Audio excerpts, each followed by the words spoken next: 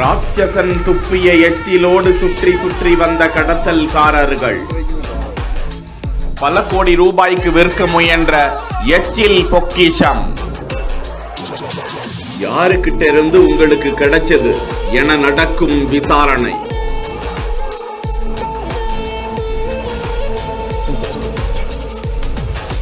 நாமக்கல் மாவட்டம் ராசிபுரம் அடுத்த பேளுக்குறிச்சி அருகே திமிங்கல எச்சம் பதுக்கி வைத்து விற்பனை நடைபெறுவதாக ராசிபுரம் வனத்துறை அலுவலருக்கு ரகசிய தகவல் கிடைக்கிறது. விரைந்து சென்ற அதிகாரிகள் அங்கு சோதனை நடத்திய போது பல கோடி ரூபாய் மதிப்பிலான 18 கிலோ எடை கொண்ட திமிங்கல எச்சம் பறிமுதல் செய்யப்பட்டது. மேலும் அதனை விற்பனை செய்ய முயன்றதாக பேளுக்குறிச்சியை சேர்ந்த வெங்கடேசன் மற்றும் சேலம் மாவட்டத்தை சேர்ந்த அப்துல் ஜலீல், ரவி ஆகிய 3 பேரையும் வனத்துறை அதிகாரிகள் கைது செய்து விசாரித்து வருகிறார்கள். அவர்களிடமிருந்து 2 கார்கள் பறிமுதல் செய்யப்பட்டிருக்கிறது.